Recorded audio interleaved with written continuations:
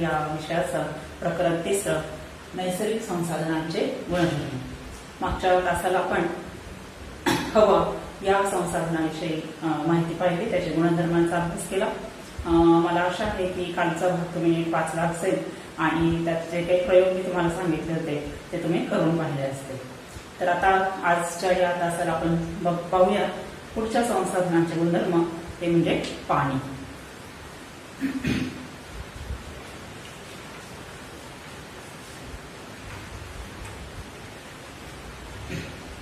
तर विद्यार्थ्यांनो, पाणी म्हणजे आपल्यासाठी जीवन।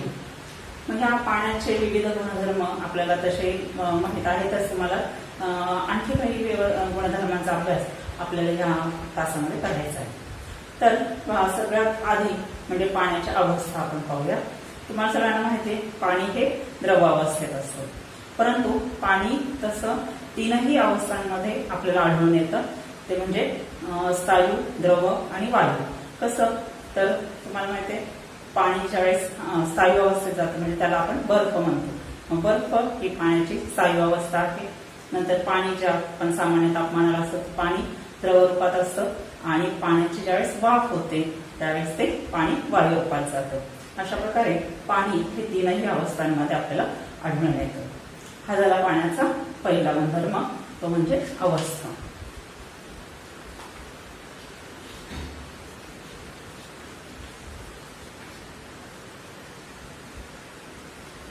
त्यानंतर पाणी प्रवाही आहे। बघा, पाणी तुम्हाला माहिती द्रव अवस्थेत असल्यामुळं ते आपण पाहतो सांडलं तर ते व्हायला लागतं, म्हणजेच पाण्यामध्ये प्रवाहिता हा एक गुणधर्म आहे। दुसरा गुणधर्म तो म्हणजे प्रवाहिता।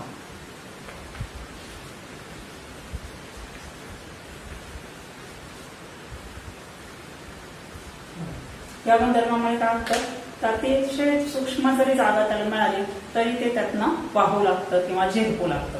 मग आपल्याला हा अनुभव येतो, माठ आपण उन्हाळ्यामध्ये वापरतो, त्या माठाला अतिशय बारीक बारीक सूक्ष्म अशी छिद्र असतात आणि त्यातूनही पाणी ते पाझरतं, आपण माठ पाझरतो असं आपण म्हणतो नाही।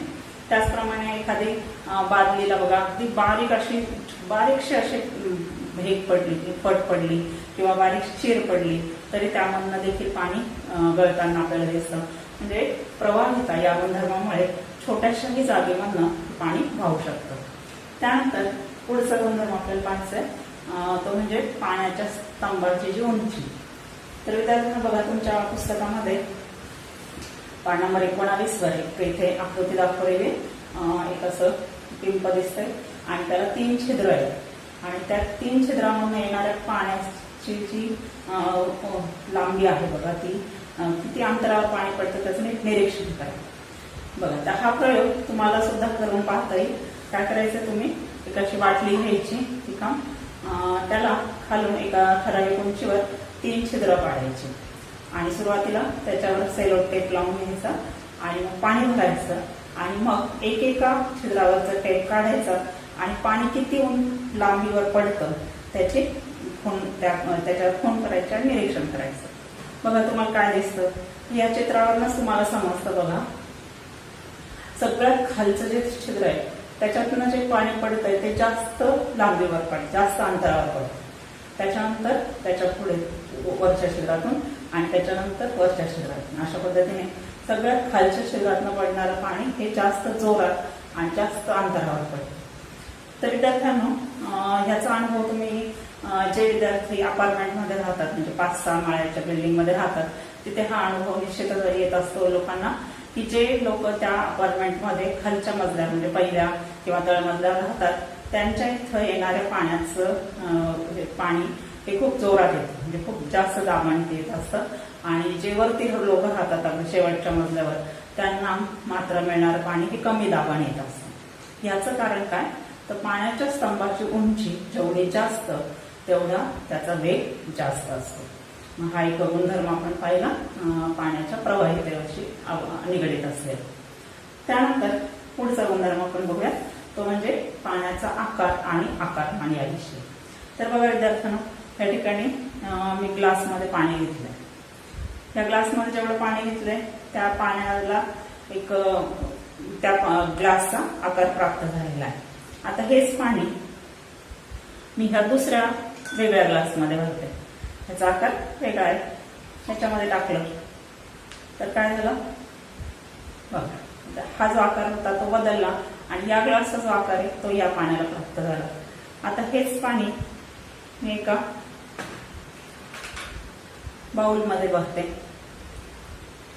बघा.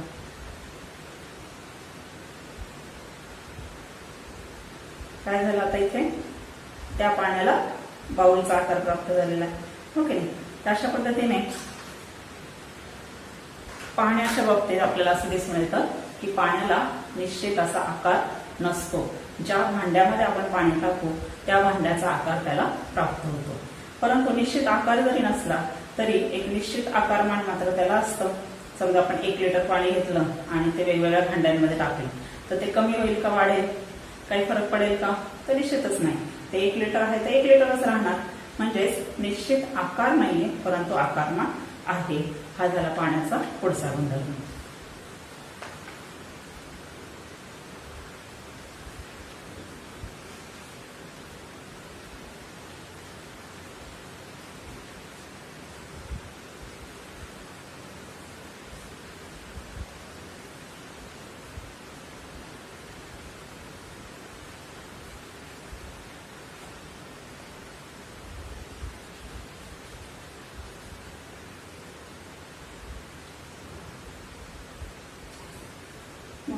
ठराविक आकार नाही परंतु आकारमान आहे.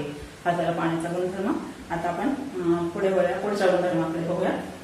विद्यार्थ्यांनो, हा पुढचा गुणधर्म पाहण्यासाठी सुद्धा तुम्हाला एक छोटासा प्रयोग इथे दिलेला आहे पुस्तकामध्ये. त्यांनी काय सांगितलेलं आहे की एक बाटली घ्यायची, त्याच्यामध्ये एका ठराविक उंचीपर्यंत पाणी भरायचं आणि तिथे मार्क करून ठेवायचं. स्केच पेनच्या सहाय्याने किंवा पेनच्या सहाय्याने तुम्ही मार्करच्या सहाय्याने त्याला खूण करून ठेवा किती उंचीपर्यंत मी पाणी भरलं होतं. आणि ही बाटली अशीच उभी फ्रीजरमध्ये ठेवा आणि एक 4-5 तासांनी पहा त्या बाटलीतल्या पाण्याचं काय होणार आहे, बर्फ होणार आहे निश्चित.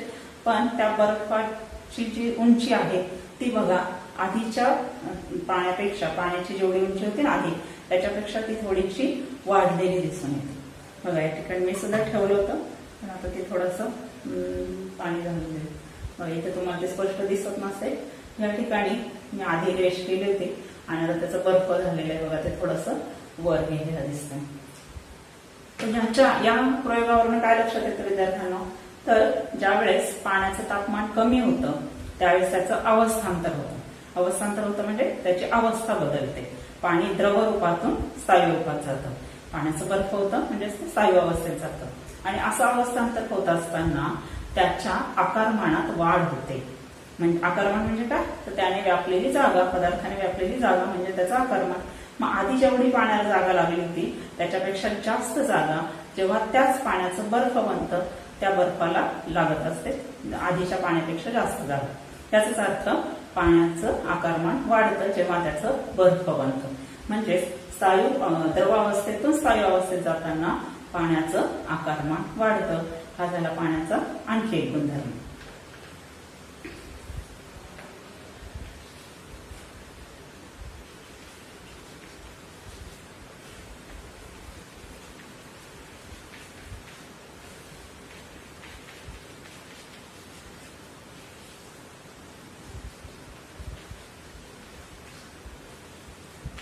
ह्यालाच प्रसरण पावणे असं देखील म्हणतात. आकारमान वाढलं म्हणजेच काय, ते पाणी प्रसरण पावतं. म्हणजे पाणी ज्यावेळेस द्रवावस्थेतून स्थायू अवस्थेत जातं त्यावेळेस ते प्रसरण पावतं म्हणजेच त्याला जास्त जागा लागते.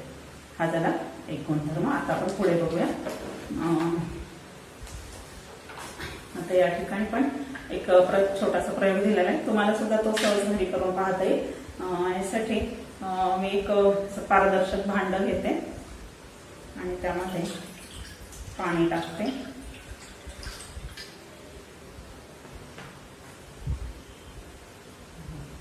या भांड्यामध्ये मी पाणी टाकलेलं आहे, जे तुम्हाला दिसावं म्हणून असं एक पारदर्शक भांड घेतलंय. आणि आता याच्यामध्ये मी काही वस्तू टाकते बघा. तर असे मी काही बिया टाकते याच्यामध्ये, बघा काय होतंय ते. त्यानंतर आता मी हा एक मोकळा रेळ टाकते. त्यानंतर आता हे एक झाकण टाकते. त्यानंतर ते एक नाणं टाकते, त्यानंतर हे रबर टाकते, त्यानंतर त्याच्यामध्ये हे एक आणखी एक रबरी वस्तू आहे बघा, ड्रॉपरचं, ते टाकते. अजून थोडंसं पाणी,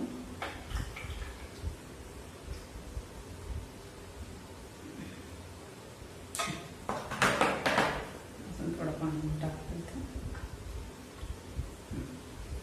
दिसत असेल बघा, काय काय वस्तू मी टाकते त्यापैकी नीट निरीक्षण करा. आणखी एक वस्तू टाकते बघा. आता काय दिसतंय विद्यार्थ्यांना, तर काही वस्तू खाली तळाशी गेलेल्या दिसतात बघा, दिसत ना, काही वस्तू खाली तळाशी गेलेल्या दिसतात, तर काही वस्तू पाण्यावर तरंगताना दिसतात. ठीक आहे, म्हणजे काही वस्तू पाण्यात बुडाल्या तर काही वस्तू पाण्यावर तरंगल्या.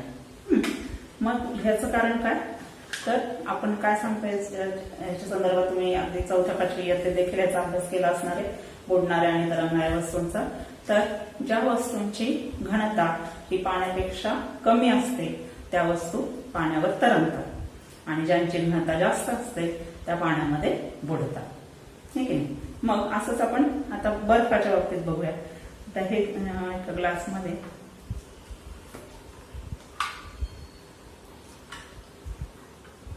पाणी घेऊया.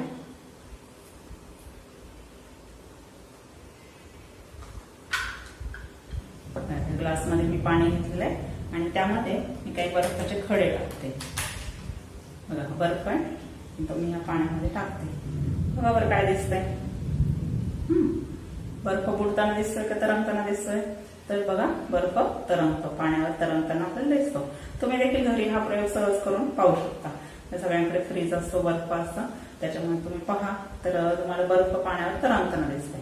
मग बर्फ पाण्यावर तरंगले याचा अर्थ काय, तर बर्फाची घनता ही पाण्यापेक्षा कमी आहे. बर्फ ही पाण्यापेक्षा हलका आहे कारण की त्याची घनता कमी आहे, म्हणून ते पाण्यावर तरंगताना आपल्याला दिसून येते. मग आतापर्यंत आपण घनता असं म्हणतोय. मग ही घनता म्हणजे काय असतं नेमकं, तर ते आता आपण पाहूया.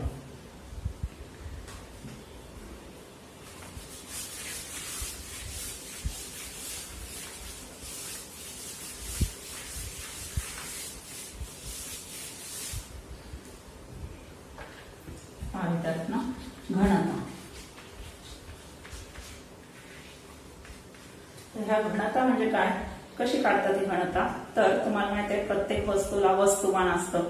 वस्तुमान म्हणजे त्या पदार्थामध्ये असलेल्या कणांचा द्रव्यसंचय, आणि त्या प्रत्येक वस्तूला आकारमान असतं. आकारमान म्हणजे त्या पदार्थाने व्यापलेली जागा, त्या वस्तूने व्यापलेली जागा.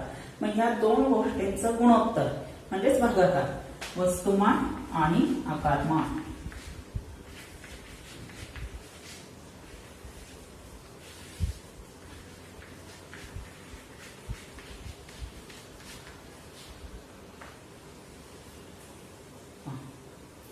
वस्तुमान आणि आकारमान यांचं गुणोत्तर म्हणजेच भागाकार केला म्हणजे आपल्याला काय मिळतं, त्या पदार्थाची घनता, वस्तुमान भागिले आकारमान. मग ह्याच्यावरनं तुमच्या लक्षात आलं असेल की एखाद्या पदार्थाचं ज्यावेळेस आकारमान वाढतं त्यावेळेस त्याची घनता कमी होते आणि ज्यावेळेस त्याचं आकारमान कमी होतं त्यावेळेस त्याची घनता वाढत असते. अशा पद्धतीने वस्तुमान, आकारमान आणि घनता यांचा संबंध आहे. मग बर्फाच्या बाबतीत आपण पाहिलं की ज्यावेळेस पाण्याचा बर्फ होतो त्यावेळेस त्याचं आकारमान वाढतं. आपण ह्याच्या आधीच्या प्रयोगामध्ये पाहिलं की ज्यावेळेस पाण्याचा बर्फ होत असतो त्यावेळेस त्या बर्फाचं आकारमान वाढतं. मग आकारमान वाढलं इकडे घनता काय होणार, कमी होणार आणि म्हणून बर्फ हे पाण्यावर तरंगतं. अशा पद्धतीने हा एक आपण गुणधर्म आणखी पाहिला. आता इथे तुमच्या पुस्तकामध्ये त्यांनी प्रश्न दिलाय की 1 लिटर पाण्याचे वस्तुमान 1 किलोग्रॅम एवढे असेल तर पाण्याची घनता किती. मग त्याच्या आधी आपण ह्या घनतेचं एकक पाहूया.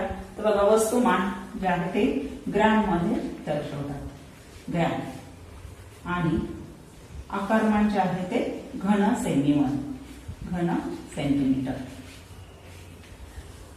घन सेंटीमीटर मध्ये आकारमान हे दर्शवलं जातं किंवा व्यक्त केलं जातं. मग घनतेचे एकक काय होईल, ग्रॅम प्रति घन सेमी. ग्रॅम प्रति घन सेमी.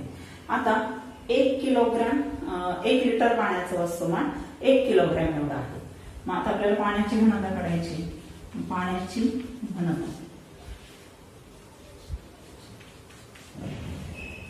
बरोबर. मग आता पाण्याचं वस्तुमान किती दिलेलं आहे? 1 किलोग्रॅम एवढं दिलेलं आहे. मग 1 किलोग्रॅम ह्याचं रूपांतर आपण ग्रॅम मध्ये केलं तर किती होतं? 1 किलोग्रॅम बरोबर 1000 ग्रॅम. या ठिकाणी काय होईल? 1000 ग्रॅम. आणि आकारमान दिलेलं आहे त्यांनी 1 लिटर. मग 1 लिटर याचं रूपांतर घन सेंटीमीटर मध्ये करायचं झालं तर ते होतं 1 लिटर बरोबर 1000 घन सेमी. आणि म्हणून या ठिकाणी घन सेमी मध्ये या ठिकाणी सुद्धा येईल 1000 घन सेमी. आणि मग 1000 भागिले 1000 बरोबर 1 ग्रॅम प्रति घन सेमी. अशा पद्धतीने पाण्याची घनता असते 1 ग्रॅम प्रति घन सेमी. मग ज्या ज्या पदार्थांची घनता 1 पेक्षा कमी असते ते पदार्थ काय होते? पाण्यावर तरंगते. आणि ज्यांची घनता 1 पेक्षा जास्त आहे ते सगळे पदार्थ पाण्यामध्ये बुडतील. अशा पद्धतीने घनता हा एक आपण गुणधर्म पाण्याच्या बाबतीत पाहिला. त्यानंतर आता आपण पुढे वळूया. पाण्याचा आणखी एक मजेशीर असा गुणधर्म आपल्याला पाहायचा आहे. त्याचं नाव आहे पाण्याचं असंगत वर्तन.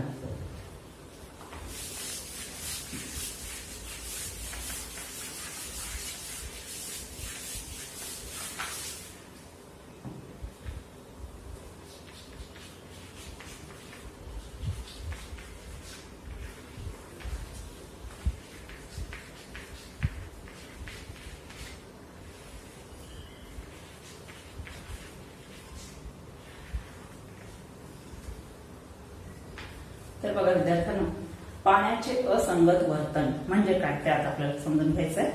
नावावरून तुमच्या लक्षात आलं असेल की असंगत म्हणजे जे नेहमी जनरली जे सामान्य गुणधर्माला अनुसरून नाही असं, म्हणजे सामान्यापेक्षा वेगळं असं हे असंगत. आणि वर्तन म्हणजे त्याचं वागणं किंवा त्याचं बिहेवियर, त्याचं गुणधर्म.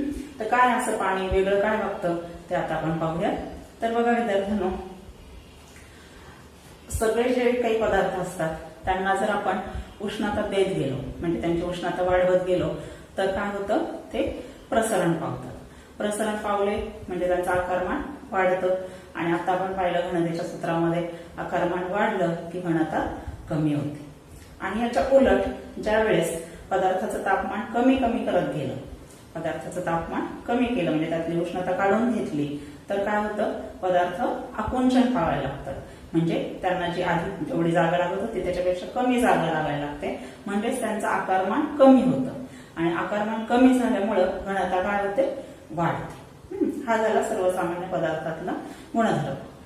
पाण्याच्या बाबतीत देखील हा गुणधर्म आढळतो, परंतु त्याला एक मर्यादा आहे. म्हणजे काय? तर हा जो गुणधर्म आहे तापमान कमी झाल्यावर आकुंचन पावण्याचा आणि तापमान वाढवल्यावर प्रसरण पावण्याचा, हा गुणधर्म पाण्यामध्ये देखील दिसून येतो, पण फक्त 4 अंश सेल्सिअस पर्यंतच. 4 अंश सेल्सिअस हे फार महत्वाचं असं हे तापमान आहे पाण्याच्या बाबतीत. 4 अंश सेल्सिअस पर्यंतच पाण्याच्या बाबतीत हे सर्वसामान्य वर्तन दिसून येतं. आणि इथून पुढे मात्र पाणी हे उलट वागायला लागतं. म्हणजे सगळ्या पदार्थांच्या उलट वर्तन करायला लागतं. म्हणून त्याला असंगत वर्तन असं म्हटलेलं. म्हणजे काय? तर बघा, आता हे पाण्याचं तापमान आपण कमी कमी करत गेलो. तर सुरुवातीला समजा 10 अंश सेल्सिअस आहे, नंतर ते 8, नंतर 4, 5 आणि 4 असं ते कमी कमी करत आपण गेलो. तर ज्या वेळेस 10 पासून 4 पर्यंत तापमान कमी कमी होतंय त्यावेळेस नेहमी सारखंच पाणी काय होतंय? आकुंचन पावतंय. म्हणजेच त्याचं आकारमान कमी होतंय आणि त्याची घनता वाढते. घनता वाढते म्हणजे पाणी जड जड होतंय. असं कुठपर्यंत होतं? 4 अंश सेल्सिअस पर्यंत. 4 अंश सेल्सिअसच्या पुढे मात्र काय व्हायला लागतं? उलट व्हायला लागतं. म्हणजे पाणी आकुंचन पावण्याऐवजी प्रसरण पावायला लागतं. म्हणजे काय? त्याचं आकारमान वाढायला लागतं. म्हणजे आधी जेवढी जागा द्यायला लागत होती त्याच्यापेक्षा जास्त जागा द्यायला लागायला लागली. म्हणजे त्याचं आकारमान वाढलं आणि आकारमान वाढलं की काय होतं? इकडे घनता कमी होते. मग 4 अंश सेल्सिअसच्या खाली ज्यावेळेस पाणी जाईल त्यावेळेस तापमान जाईल, त्यावेळेस काय होईल म्हणजे 3, 2, 1 आणि 0 या ठिकाणी काय होईल, त्याचं तापमान कमी कमी होत गेलंय, परंतु त्याची घनता आता या ठिकाणी आकारमान वाढल्यामुळे घनता कमी कमी होत गेलेली. अशा पद्धतीने उलट त्याचं वर्तन दिसायला लागतं. आणि याचा परिणाम काय होतो विद्यार्थ्यांना, अशा या पाण्याच्या असंगत आचरणाचा काही उपयोग होतो आणि काही तोटे देखील होतात. तर ते आपल्याला आता बघायचं आहे. तर तुमच्या पुस्तकात बघा पान नंबर 20 वर चित्र दिलेले ते दाखवलेले बघा. पाण्याचं असंगत आचरण आणि जलाशयामध्ये थंड प्रदेशामध्ये बघा ज्या बर्फाळ प्रदेश असतात त्या ठिकाणची जी तळी असतात त्याच्यामध्ये असं चित्र आपल्याला पाहायला मिळतं की वरती सगळं बर्फ आहे आणि खाली त्या बर्फाच्या खाली पाणी आहे आणि त्या पाण्यामध्ये त्या जलाशयामध्ये असलेले मासे किंवा इतर जे काही जलचर प्राणी असतील किंवा वनस्पती असतील त्या व्यवस्थित राहत आहेत. त्यांना कुठलाही थंडीचा किंवा बर्फाचा त्रास होत नाहीये. अशा पद्धतीने ह्या पाण्याच्या असंगत आचरणाचा ह्या जलचरांना उपयोग होत असतो. तर काय होतं इथं, तर ज्या वेळेस या ठिकाणी बघा तापमान कमी कमी व्हायला लागतं, 4 अंश सेल्सिअस पर्यंत नेहमीसारखंच पाणी आकुंचन पावायला लागतं, जड बनतं आणि ते खाली खाली जायला लागतं. मग हे जे खाली जलाशयाच्या तळाशी असतं ते 4 अंश सेल्सिअस पर्यंतचं पाणी आलेलं आहे. आता 4 अंश सेल्सिअसच्या खाली ज्यावेळेस तापमान जाईल म्हणजे 3, 2, 1 आणि 0 जेव्हा होईल त्यावेळेस काय व्हायला लागेल, पाण्याचं रूपांतर बर्फात व्हायला लागतं आणि मग त्यावेळेस पाण्याचं आकारमान हे वाढायला लागतं म्हणजे त्याची घनता कमी व्हायला लागते. घनता कमी झाल्यामुळे ते पाणी हलकं बनतं, मग ते पहिल्यासारखं खाली जाणार नाही तर ते वरच राहतं आणि वर राहतं आणि जसं जसं तापमान कमी होईल 4 पासून 0 पर्यंत तसं तसं त्या पाण्याचा काय व्हायला लागतो, बर्फ व्हायला लागतो आणि मग जे आधीच 4 अंश सेल्सिअस पर्यंतचं पाणी होतं खाली गेलेलं त्याच्यावर हे बर्फ काय होतं, तरंगायला लागतं. आता आपण पाहिलं कारण बर्फाची घनता ही पाण्यापेक्षा कमी असते आणि त्यामुळं हे बर्फ याच्यावर तरंगू लागतं आणि मग ह्या बर्फाच्या खाली आधीच 4 अंश सेल्सिअस पर्यंतचं पाणी आहे त्याच्यामध्ये हे जलचर व्यवस्थित राहू शकतात. आणि शिवाय आपल्याला माहितीये की बर्फ हा उष्णतेचा दुर्वाहक आहे, त्याच्यामुळे बाहेरची उष्णता आतमध्ये येऊ शकत नाही, त्याच्यामुळं आतले जलचर हे व्यवस्थित त्या ठिकाणी राहू शकतात.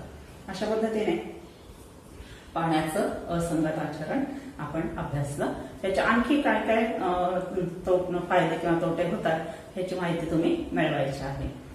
एक तोटा मी सांगते, जसं आता एक फायदा आपण पाहिला तसं एक तोटा या थंड प्रदेशामध्ये हिवाळ्यामध्ये नळ फुटतात.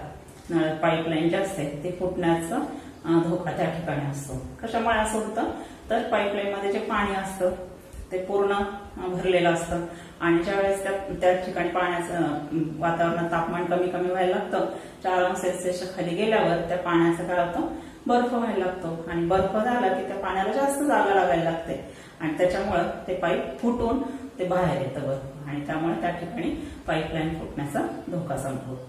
अशा पद्धतीने काही फायदे काही तोटे ह्या असंगत वर्तनाचे आहेत. हे झालं पाण्याचं असंगत आचरण. आता आपल्याला आणखी एक पाण्याचा गुणधर्म बघायचा आहे, तो घनतेच्या संदर्भात आहे, घनतेशी निगडीत आहे. याच्यासाठी सुद्धा एक छोटासा प्रयोग आपल्याला बघायचा आहे आणि मला वाटतं तो प्रयोग तुम्ही 3ऱ्या 4थी इयत्तेत सुद्धा केला असेल. त्याच्यामध्ये काय करायचंय तर 2 ग्लास घ्यायचे, एका ग्लासमध्ये पाणी घ्यायचंय,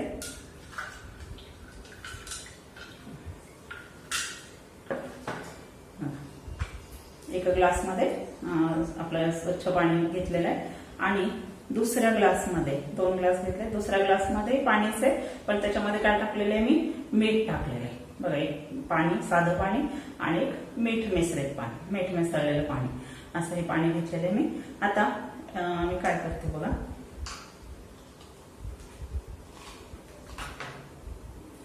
तर मी एक लिंबू घेतलेला आहे आणि तो आधी मी या साध्या पाण्यात टाकते.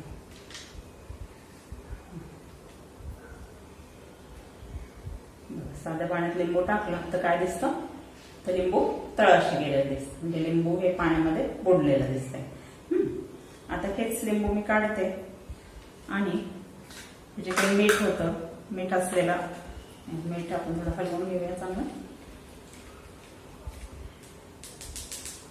मीठ असलेल्या ग्लासमध्ये आता हे लिंबू मी टाकते. बघा काय दिसतंय,